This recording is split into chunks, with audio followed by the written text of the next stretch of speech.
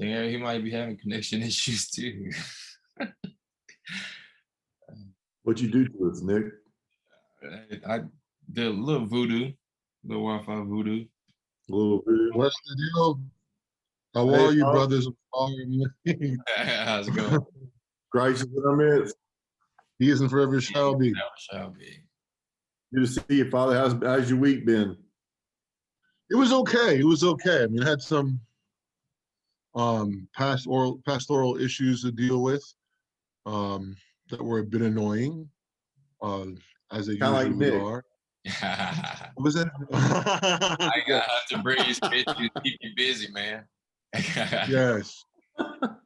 So I mean, other than that, things have been good. My kids are spending the night with my sister-in-law, so I'm trying to get the house in order so that when my wife comes home, she's happy. I understand. So the proper results can happen. Praise the Lord. Yes. Yeah. But that's it. That's it. That's it. All right. So hey, I was thinking that I talked to Nick about this. Of course, Nick, you kind of got us in the direction you want us to go, but that longer kind of podcast he put together covered a lot of that music conversation we had last week. Mm-hmm. But I thought it may be good if you told the story of Blessed Raphael like you told me a couple of weeks ago, who he is and why he's important and, what the hope is for him. Sure. Well, Blessed Raphael Morgan, or Blessed Archimandrite Raphael Morgan, is the first, we can't say Black American, but he's the first Black man to serve as a priest here in the Americas. Robert Josias Morgan, before he came into the church, was born in Jamaica and spent a good time of his youth traveling. It's obvious that his family had some type of money coming in to see where he's constantly traveling. He's a well-traveled young man by the time he's 18 years old, living in Jamaica, living in, I believe, 3 or 4 different countries in Central America. He actually spent some time in my father's hometown in Panama. So he begins to serve as a missionary in the continent of Africa. And that's where he meets his wife, Charlotte Morgan. And it's during that time, we have to understand this is not only the height of racism in the West, but he's also in apartheid South Africa while this is going on. Mm-hmm. So, being a local girl, she sees, Raphael's educated, he's handsome, he's holding down the community there where he was serving, and they get married. And of course, like many couples during that time, because of the lack of advanced medicine, I believe they lose at least 1 or 2 children before they have their daughter and their son who survived. Afterwards, Raphael moved to Jamaica in transit to coming to the States. And while he's here in America, he begins to question the validity of apostolic succession in the various Protestant denominations that he belonged to during his vocation as a missionary. Before I continue with the story, one thing I want to make a point of is that this experience of this time during America, this is like the late 1800s, going into the early 1900s. The reality of being a Black man and being a part of these Protestant confessions is the real issue of his vocation and what's making him question their claim to apostolic succession. Because although he's a well-educated missionary and also a clergy, and he's giving confessions, he's not given a position of leadership. So he's a pastor and a missionary, but he can't lead in the churches that he's serving in because he's a Black man. So he's usually in the position of an assistant pastor or maybe the third guy out and serving in these churches. I think for Um, for example, there is the Methodist church that he served in is still standing in North Carolina, if I'm not mistaken. I actually planned on making a trip there to see if there's any items that he might have used during his service or any records or anything. But he begins to question the validity of their apostolic succession, and he takes a sabbatical of about 3 years, and he begins to really immerse himself in church history and tradition and trying to find where is the true church. And after his sabbatical of 3 years, he makes the statement in his journal that the Greek church, meaning the Orthodox Church, is the one true faith. And I don't know exactly how he was able to pull this off, but he made a pilgrimage over to Moscow. And while there, he quickly became the talk of the town. He was even invited to celebrate the memorial of the former czar. So he was invited to this dinner as a guest of honor. And upon him leaving Moscow, he asked the Metropolitan for a blessing of 2 different things. One was to begin the intercessions to the Theotokos, and the second was to pray for church unity. At that time, he was serving in the Anglican Church and was hoping, because of the closeness in the Anglican Church at that time and how it was trying to keep somewhat of an ancient tradition, that they would unite and come into communion with the Orthodox Church. Of course, Father Jason, you and I know that didn't exactly happen. The Anglican Church over time became a lot more liberal. I even saw today that there was an article where the Bishop of Canterbury shares that, I believe it was the Bishop of Kenya or Nigeria, is being too hard on the church's members that are from the LGBTQ community, and they should all be communed. So that's the difference of what we see in that confession within 100 years. So Morgan goes home. He does further, more of a further search, and locally he links up with a local Greek priest in Philadelphia, who later on becomes his sponsor and writes to the ecumenical patriarch,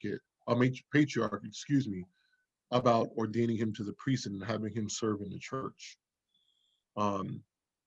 Once the process of those things happen and the paperwork is gone forth and forward and it's been blessed, then Robert Josias Morgan is invited to Constantinople. And of course, he's reviewed by the Holy Synod, and they all agree to move forward to baptize him and form him for the priesthood. So what their intention was is to give Morgan the full faculties and means and blessings to then go ahead and missionize his people, meaning Africans in the diaspora in the West. So it was during the Feast of Dormition that he was baptized into the church. I believe it was on the pre-feast of the feast, then ordained to the diaconate, and then on the feast day of Dormition, he was ordained to the priesthood at the monastery of the I'm going to say this properly, no, the Life-Giving Spring in Constantinople. So this is a monastery that is dedicated to the Mother of God. And you see this consistent relationship that he has early on in his conversion to the Theotokos. I believe in my heart that prayerfully, that's what gave him the determination to continue in his faith with all of the issues that he had to later on face. So the church gave him the honorific of priest apostolic over all affairs or mission work that would go on in the diaspora. So let's say if anyone was to come into the church or anyone that was baptized or those communities, he was brought there or was to be there in a position of leadership in that capacity. Upon him returning to the States, he baptizes his wife and his children. He begins serving with the priest that was his sponsor in this Greek Orthodox Church in Philadelphia. And from there, they began to do the work together to try to missionize Black Americans, West Indian Americans, and Caribbeans here in the Northeast in the greater Philadelphia area. one of the major things that Matthew Namey misses out on when he's speaking on the life of Archimandrite Raphael and also Father Oliver Herbal is they don't take in consideration what was it like for a Black man or a Black family to live during Jim Crow America. And that's what the thing that's missing in the book Turning to Tradition by Father Oliver Herbal, and it's what's missing on the various articles that Matthew Namey has wrote on Raphael's life. If I'm not mistaken, one of Matthew Namey's contemporaries shares an article that the life of Archimandrite Raphael Morgan should not be taken so seriously because of his constant movement from different Protestant confessions and then into Orthodoxy. And the writer does not understand that he's making these constant moves because of the reality of where he is in society. You know, this is Jim Crow, semi-slavery and segregation here in America. So we're what 100 years now removed from them, and we're still dealing with certain issues on race, prejudice, and discrimination. Imagine what was it like for you to live while this was going on. It was a complete mess. So Blessed Raphael continues to serve the church. Sadly, later on, because of the pressures of the ministry, finances, his wife divorces him. Another key thing that Matthew Namey misses out on is that he tries to pinpoint his divorce as a point of discrepancy on his life. From 1900 to 1938, in the United States of America, in order for a woman to file for divorce and to be awarded a divorce, she had to make the claim and prove the claim that her husband was being physically abusive and economically inept to take care of her and his children. That was the law. On top of that, again, it's Jim Crow America. I do not expect under any circumstances, whether in the Northeast or in the South, for a Black man to be spoken well of in a court system. Mm-hmm. I think what needs to happen is that observers and faithful need to look closer at his personal life and see what happened after his divorce to determine what his life was like. Especially after it's his brother priest in the church that is consistently trying to support Morgan and even testifies in his behalf during the court case. So if we're going to take Blessed Raphael's life as a discrepancy, we also have to take the life of his friend, Father Thomas Daniels, into discrepancy as well. And Father Thomas is a well-known Greek American priest in the Greek Orthodox Church historically with the efforts that he was able to spearhead and found during his vocation. So this whole stance that Matthew Namey has taken has just been, for lack of better words, a personal grievance that he might have in the sharing of Morgan's life today. So after his divorce, Morgan returns back to the Mother Church. He goes to Cyprus to, I guess, look for further instruction on what should he do with his vocation, because obviously he's divorced and needs to take care of his daughter, who is awarded custody of. And in doing so, he's tonsured Archimandrite.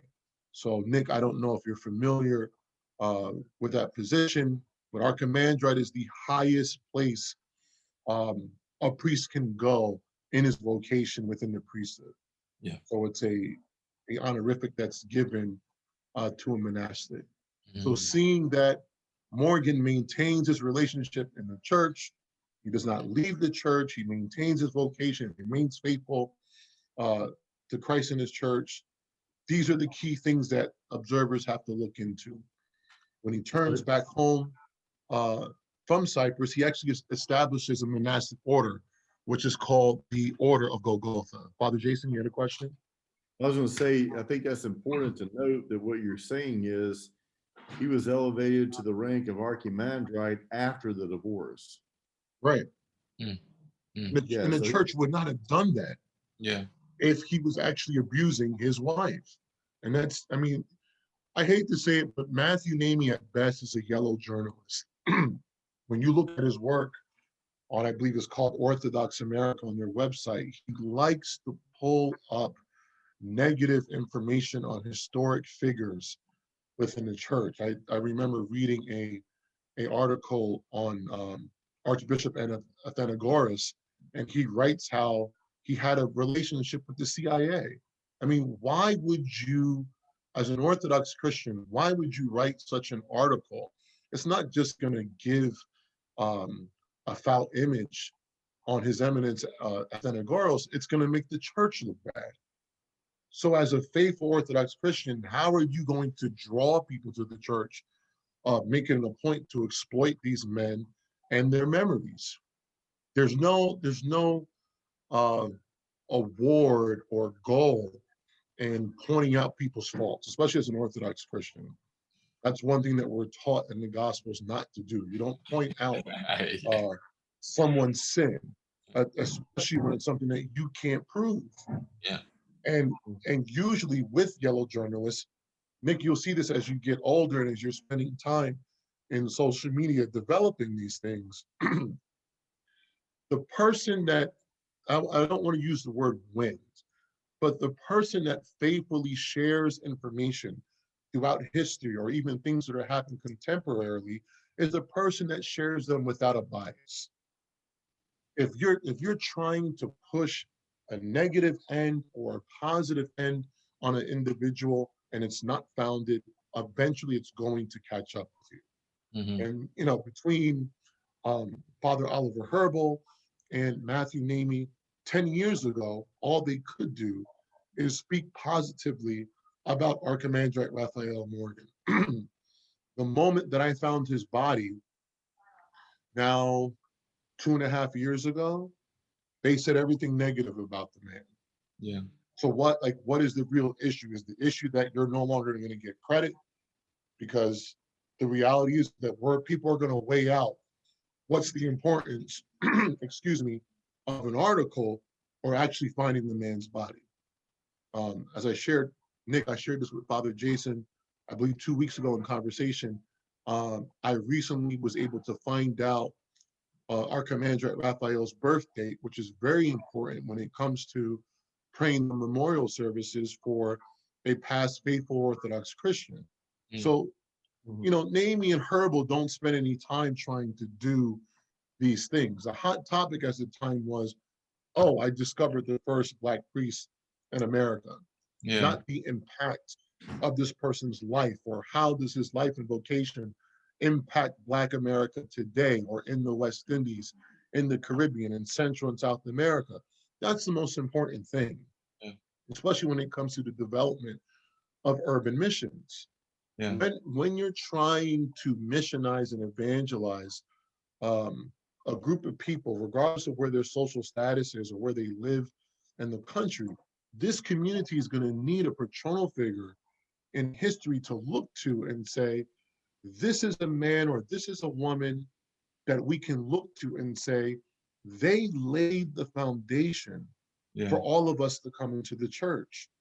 And through prayer and meditation, I shared this with Father Jason, Nick, I'm at the point where I see Blessed Archimandrite Raphael Morgan as the enlightener of the diaspora of Africa. Yeah. Period.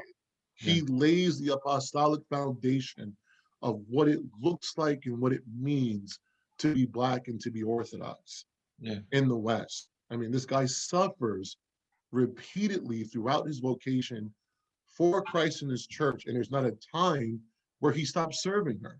Yeah. Like, you're at the height of Jim Crow America. You just lost your wife. You no longer have custody of your son. He has custody of his daughter, and there's not a time where the church turns his back on him. Later on in his life, you find out that it was the Greek crown that protected his daughter and spent the money invested in her life to get her educated at Oxford University. These are not things that the church and the Greek crown are going to do for someone that's not living a holy life. Yeah. Yeah. Raphael had to live a life that was so determined and filled by Christ that even the head of the church, the ecumenical patriarch, and also the king of Greece would have to say, we're going to support this man and invest in his life. Yeah. That's just the reality. So The sad thing is that, go ahead, Father. take, you know, we left off a little bit before before I posed a couple of questions. He's in Cyprus. Right. So what happens after he's in Cyprus? When he returns back to Philadelphia. He goes back to Philadelphia. Okay. He goes back to Philadelphia and he establishes that monastic order called the Order of Golgotha. And it's so funny, like even within our government, anytime there's been a Black male that has been concerned with restoring positive images to Black males or within the Black community, the government's always watching him. Out of one of the 12 gentlemen that he brought into his monastic order, would you believe that one of them was a CIA agent? Absolutely nuts. Even the United States government at the time saw the impact of how different our nation would look like if African Americans became Eastern Orthodox Christians. Yeah. Because our faith does not allow you, even in oppression, to think less of yourself. Yeah. The first thing that you learn as a catechumen is that you were created in the image of Christ to what? To become Christ. Yeah. Yeah. So even though if this nation says, I'm 3/5 of a man, I'm a nigger, I'm not worthy of personhood, Christ in his church says that you're worthy of personhood. That changes entire communities, that changes entire families. Yeah. And this is why the impact of his life is so important. Because now today, for myself, for my wife and my children, Nick, for your family, you can look at his life and say, you know what? I can deal with this. Yeah. I can go, like, let's say you're not with Father Jason anymore, and you go somewhere else in the South, and you happen to step into the wrong church, and they're saying, you know what? We don't want Black Americans in our parish, God forbid, because it's an ethnic church. Maybe they're not racist, but they're an ethnic church. That's not going to stop you in your determination of serving Christ, because you can look at this figure of a man and as a priest and say, you know what? If he went through it, I can go through it. Although he's not a saint, I can call upon his intercessions and ask him to help me in this point of suffering. Yeah.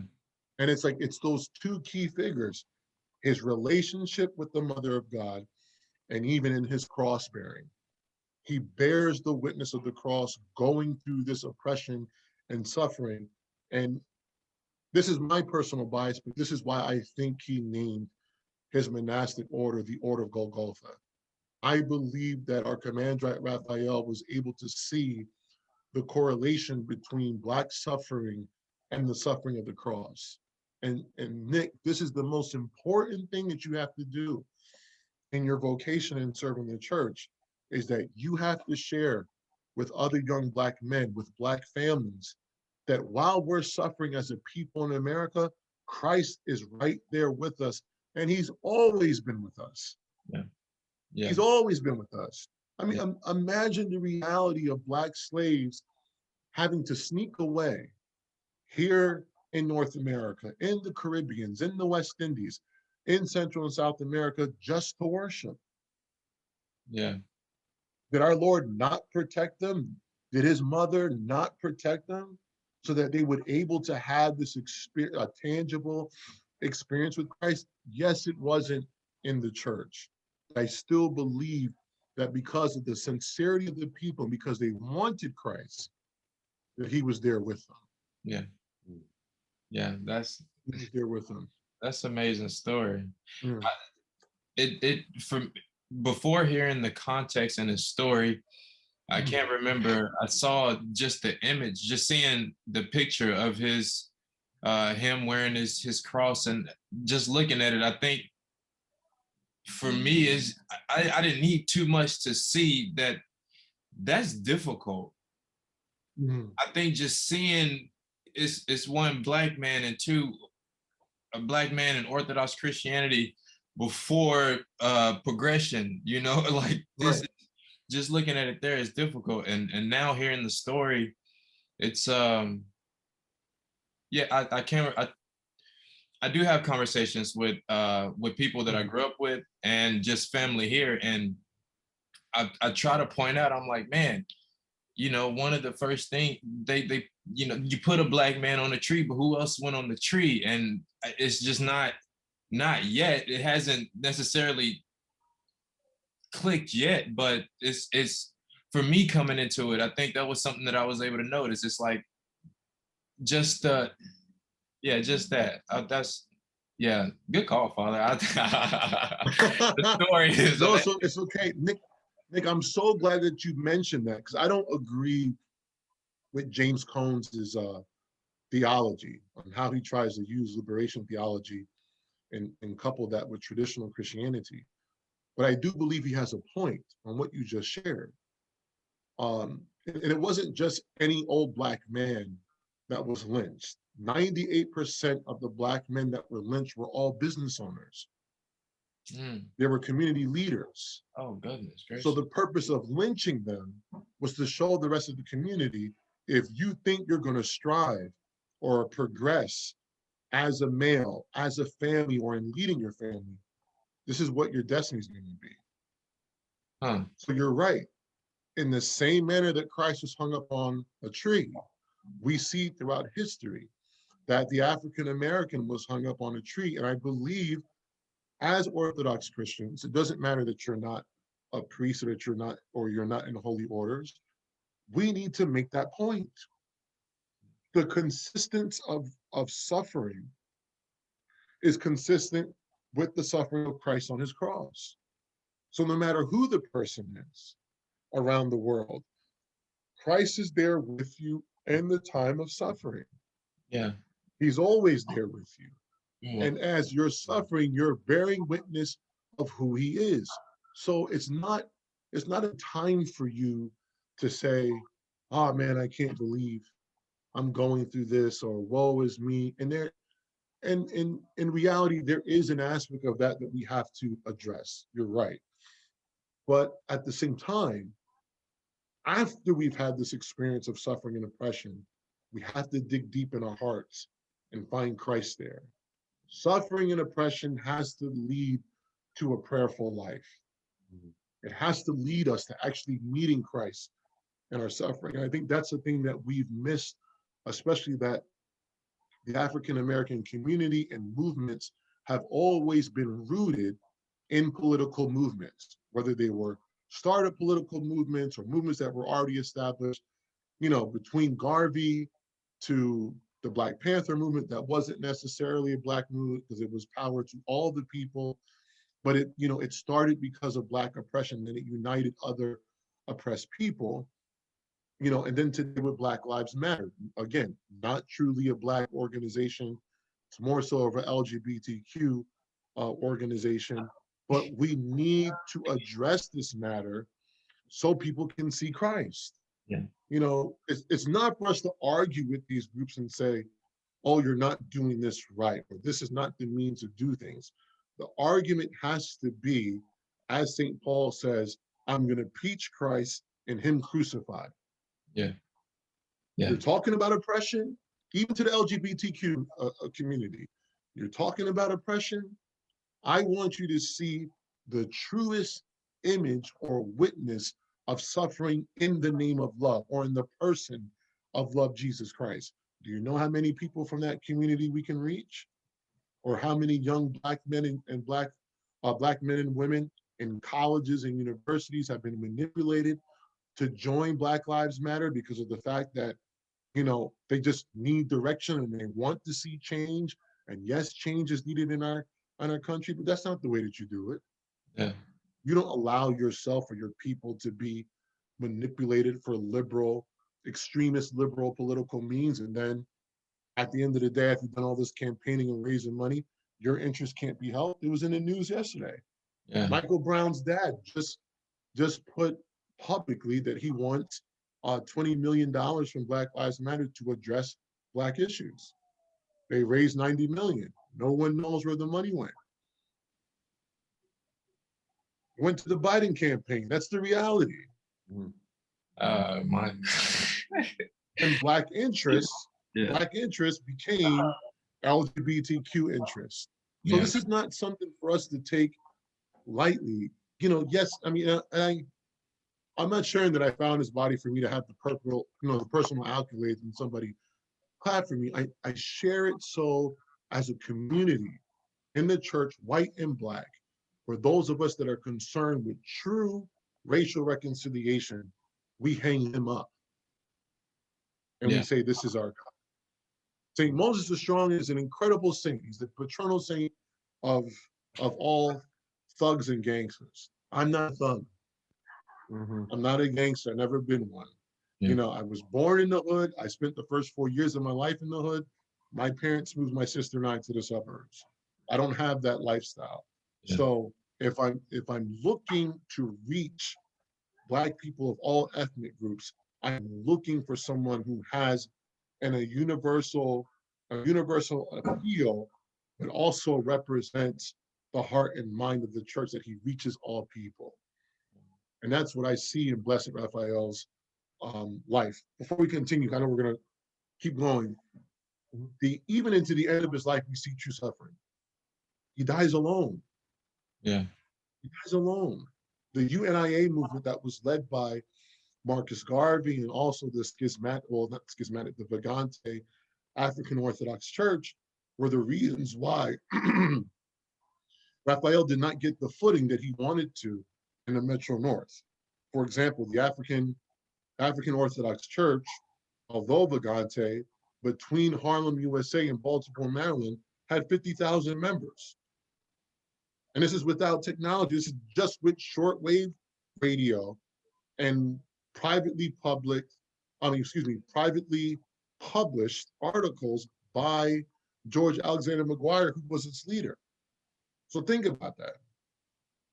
You're canonical or not, nobody's following you. They're going to follow the guy with all the numbers, and that has the founder of Pan-Africanism, you know, at its right side. People forget Marcus Garvey in his heart wanted to become an Orthodox Christian. The problem is that at that time we're dealing with, you know, Greeks and Russians and Arabs, you know, coming into the country, and they're fleeing asylum and war. So the reality is they're not looking to missionize another people. We need to take care of our own so we can get on our own feet. But the African Orthodox Church, Vagante or not, it filled that hole. Today, I mean, 100 years ago, they had 50,000 members. Today, they have 70. So what happened to Blessed Raphael's children? Well, his daughter stays in Greece until after the royalist conflict is done and after her father's death. So whatever reason, I don't know if it's because of the government watching him, she might have not felt that it was safe, or maybe the Greek crown told her it wasn't safe. But she returns back to the States after her father's death.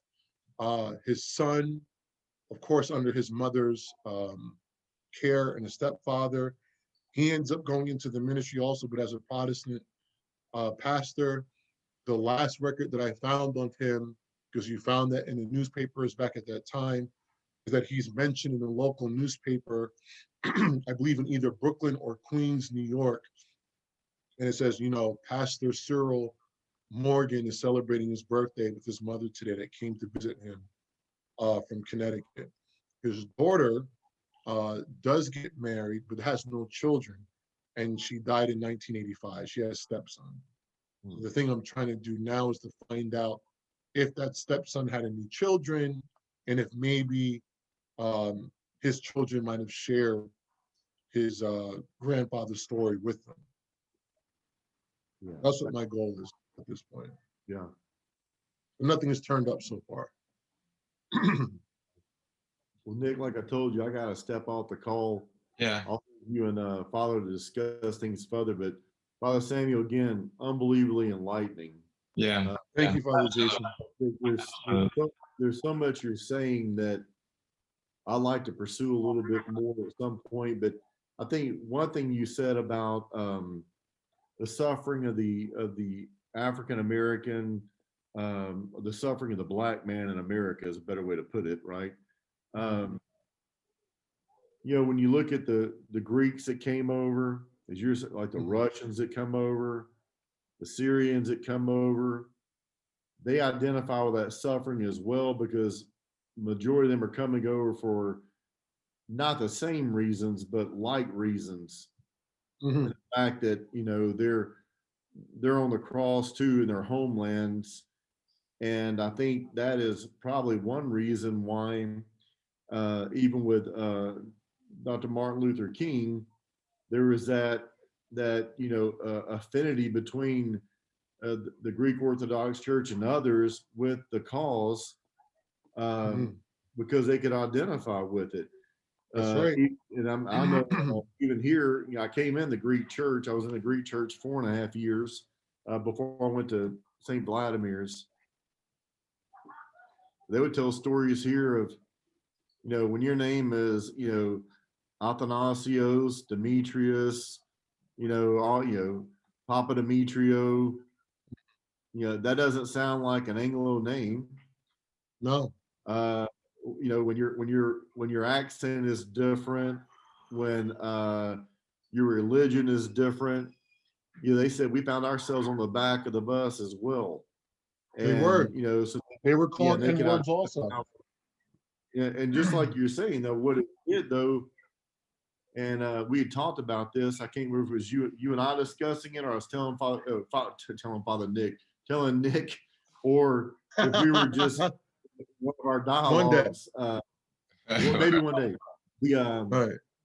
That you have these groups, you know, like the Roman Catholics have hospitals, they have orphanages, they have, you know, hospice cares, they have all these wonderful things that do all kind of ministry to the people.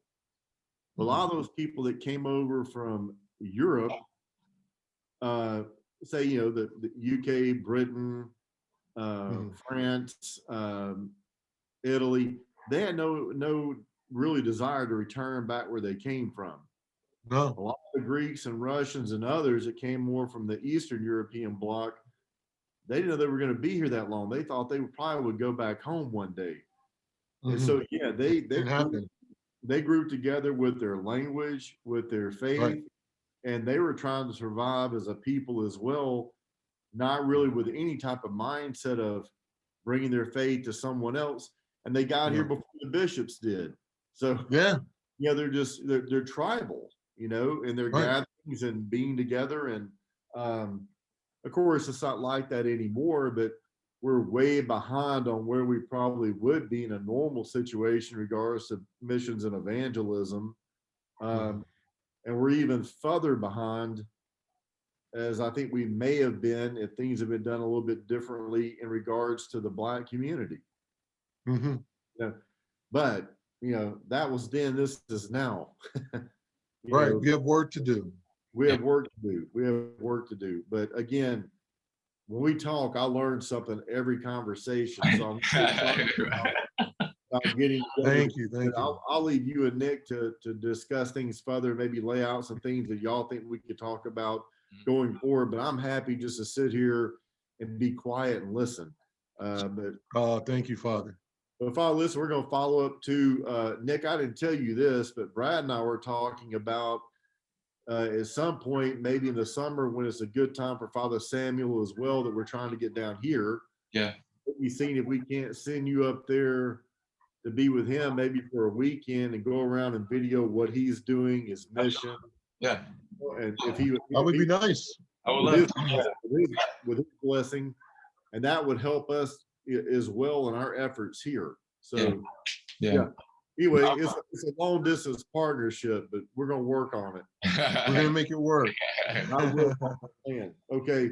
All right. Father, thanks again, Nick. I'll talk to you soon, of course. Thank you, Father. I'll leave y'all to have the conversation. All right. See you. All right. Sounds good. See you later. Thanks, Father. Now I don't know how much time we got. I hope it don't kick us off, but it might kick us off because I don't have the pro plan or something like that. But